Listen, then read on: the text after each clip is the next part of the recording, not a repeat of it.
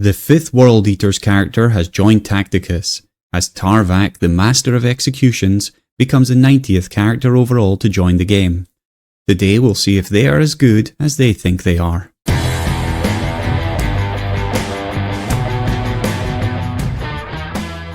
The 5th World Eater's character has arrived in Tacticus as Tarvakh joins us, and yet another team get their 5th member, and this time it's the Eaters in Easter, and instead of eggs, he's collecting skulls.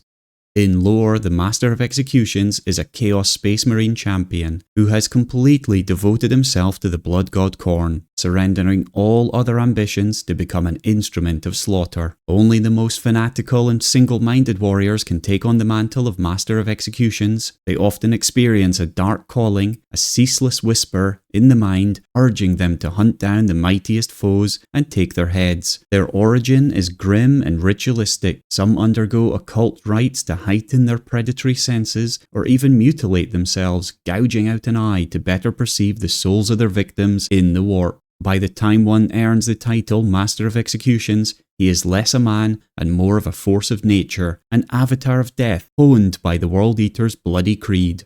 Tarvakh serves as the ultimate duelist and character slayer for the World Eaters. He is the tip of the bloody spear, decapitating the leadership of the foe and sowing terror in all who witness his gruesome handwork. Wherever he walks, skulls will fall and blood will flow, for that is his purpose and his curse in service to the blood god Khorne. As always in this series, we're going to take a look at 3 different things: how long it roughly takes to level him up to Diamond 3 when compared to other characters, his traits and general usefulness, how good he is in legendary events, and I won't be looking too much into his usefulness in guild raids or tournaments, as I leave that to our other wonderful content creators. So let's dive right in.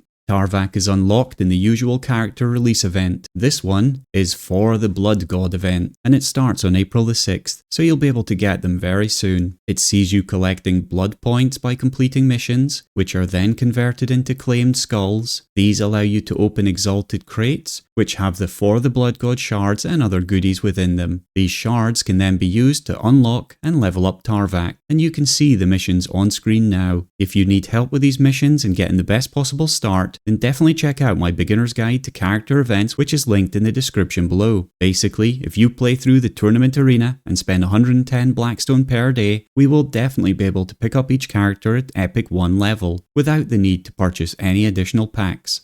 And to help you on your way, we have a special code for you today, DBP Tarvakh, and this is going to open 5 Chaos Shards and 3 rare Chaos Badges to make sure your World Eaters are hitting the field in as good a way as possible. But it doesn't stop here though, because we have some incredible goals to reach this year. With every 1,000 subscribers, another new code will be given to you, and we are very close to 6k viewers, so hit that subscribe button, get your guildmates to do the same, and keep an eye out for my weekly videos.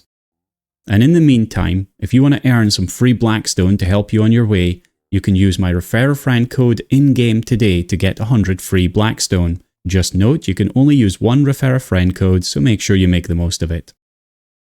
And let's start by looking at roughly how long it takes them to level from Stone 1 to Diamond 3. The reason I say roughly is because my sheets don't take into account all the extra ways you can get free energy, like in the tournament arena, nor getting items gifted from your guildmates or from the daily shop. It also doesn't take into account any hard to get items that haven't been added in lots of places yet, but even with all that in mind, it's always interesting to see how they compare to the other characters. So what about Tarvakh? Where does he fit in? Well, he comes in 73rd place and is just behind the legendary Khorne. In fact, the two of them have nearly identical upgrades, with only a couple of differences throughout, with Azkor, Macer and Rask being in 68th, 69th and 70th positions. It makes Tarvakh the easiest to level from the World Eaters. But they're all pretty close to each other though, so if you have any of them at Diamond 3 already, then you'll know exactly what to expect and when we can see them, and if not, then you can see them over there on the right hand side of the graph. It takes Tarvakh 3 days to go from Stone 1 to Bronze 1, another 2 days from Bronze 1 to Silver 1, 5 days to Gold 1, 13 days to Diamond 1, and then 15 days to Diamond 3, which of course adds back up to the total 38 days. So relatively easy to level up versus other champions. Let's see if he's worth it.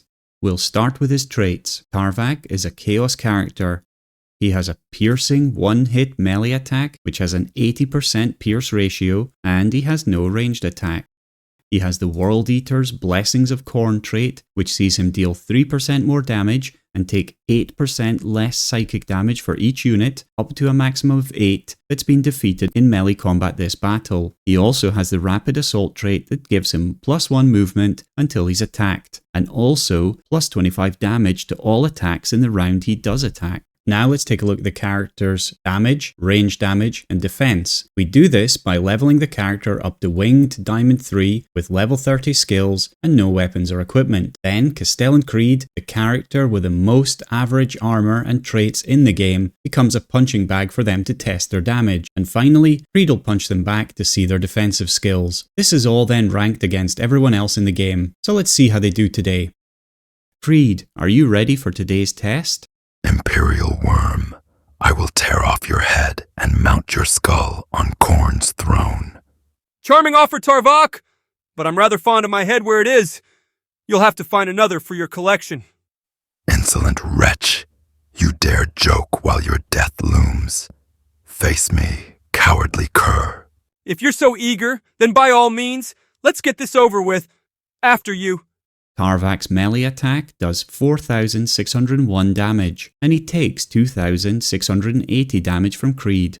And those are good scores. It puts him as the 4th hardest hitting champion in the game, behind Karn, Brother Jaeger, and Sword Brothers Godswill. So he's right up there in terms of damage, and that means he's definitely going to see some play in different teams. All of those champions are well used, and I don't see Tarvakh being anything less than a piercing pain in the pants. He isn't going to be the easiest character to take down either. With some of the recent releases, we've been looking at some defensive wet pieces of paper, but Tarvakh comes in at 33rd position, and so is definitely not a pushover. Again, this just means that he's going to see some play in some teams. For his skills, his passive is Trophy Taker, which is in the damage category of skills, and this skill really plays to his headhunting executioner mindset. He deals extra damage and crit damage when his targets are below 50% health, and alongside this, his crit chance increases for each unit he kills in battle. So if you can keep him at the back killing spawns, then have him come in late to a battle, there's a good chance he's going to absolutely slaughter whatever's left of the opposition. Should this be prioritized as a skill over others for new players? No, I never recommend damage skills unless you're focusing on these champions specifically and want to level them up. His active is Murderous Swing, and this is also in the damage category of skills. This deals piercing damage to all characters around Tarvakh, and if he only hits one character, then he deals extra damage. I'm not too impressed with this skill though.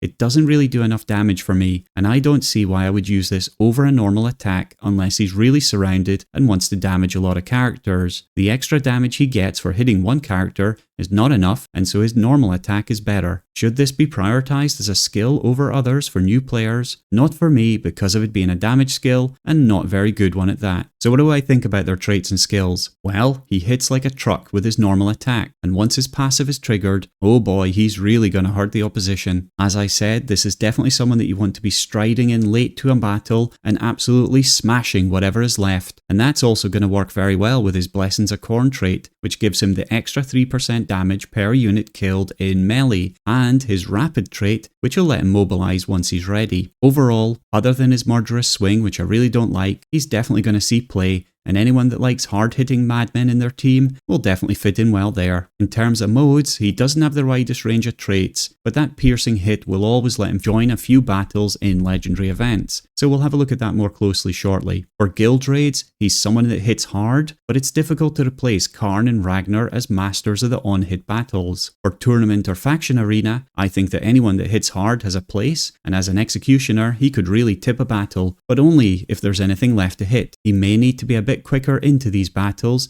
as they can be done in a couple of rounds. For the rest, he's decent enough. He moves and he hits. What more can you want? And so who does he work well with? Well, as with all recent champions, we have to look at his own World Eaters faction to start with. And oh my, this faction is utterly brutal. The developers have really shaped a team that should rightfully be feared in battle. I cannot wait to see them coming up against the Blood Angels or Black Templars in a real slugfest to see who's the best melee team in the game. With Karn steaming headfirst into the enemy, followed up by Azkor, who can taunt enemies, peeling them off Karn, and then Macer and Tarvakh ready to pile in and finish off anyone still standing. And if that isn't enough, Rask can drop in from the heavens and shield everyone. And ooh, that sounds really entertaining in truth, doesn't it? This has to be one of the most exciting Chaos teams to play right now. Outside of the World Eaters, he can fit into other melee teams for sure. So how about we put him and the hardest hitting champions into one team and see how they get on. Here it would be his brother Karn with Sword Brother Godswill, Ragnar, and then to round the team off, Dante, who is going to boost everyone's damage and also add an extra hit when enemies are below 50% health. Can you imagine how hard Tarvakh's going to be hitting when he has 2 piercing hits that deal extra damage while under 50% health? Ouch. I do wonder how well that might work against guild raid bosses that have less than 50% health as well. That's going to be something for us to test out. So yeah, overall, it's difficult not to get pretty excited about Tarvakh and some of the possibilities here. I think a team with him and Dante will be pretty painful, as long as you don't let Dante get too excited and only use him for buffing skills, but I'm definitely excited to try this out in the next tournament arena, that's for sure. And as a World Eater, he certainly adds into the carnage with great synergy and bringing something to help finish off all the enemies that others have hurt badly. No one's going to be able to run from this team. Moving on to the legendary events, let's take a look at where he fits in. Starting with the Karn event, which is going to be leaving us at the end of the month. In the Alpha track, he appears in the no sidekick, max 1 hit, and no summons battles. In the Beta track, he appears in the no Terminator armor and no big target battles. And in the Gamma track, he appears in the no mechanical, piercing, and no flying battles. And this gives him an overall score of 420, which is well above the average for this event. Moving to the Mephiston event, in the Alpha track, he appears only in the melee battle. He doesn't appear in the Beta track because Chaos are not allowed to play, and he doesn't appear in the Gamma track because again, Chaos are not allowed to play. And overall, that gives him 65 points, which is one of the worst scores you can possibly get in legendary events. In the Pattermine event, in the Alpha track, he appears in the melee and max 4 hits battles. In the Beta track, he appears in the no summons, max 2 hits, and melee battles. And in the Gamma track, he doesn't appear because Chaos are not allowed again. And so for the Pattermine event, he ends up with 280 points, which is just about the average for this event. Finally, moving to the Dante event, in the Alpha track, he appears in the max 1 hits and rapid assault battles. In the Beta track, he doesn't appear because it's no Chaos again, and in the Gamma track, he appears in the no power damage battle. And overall, this gives him a score of 190, which again is just around the average for this event. And all of that leaves him in 48th place, which is right in the middle of all champions. However, a chunk of this ranking does come off the back of the Karn event, and that's going to be leaving us later this month, so he will drop down a bit, at least until we get some new legendary events. I think he's still going to pop up here and there though, in the one-hit piercing attacks and rapid assault battles, so not a complete waste of space. So what do you think of Tarvakh? Are you going to be crying skulls for the skull throne as you charge into battle? Or is he going to be left with your other Stone 1 characters in your pile of shame? You can check him out right now in the latest version of the Google Planner Sheets linked below.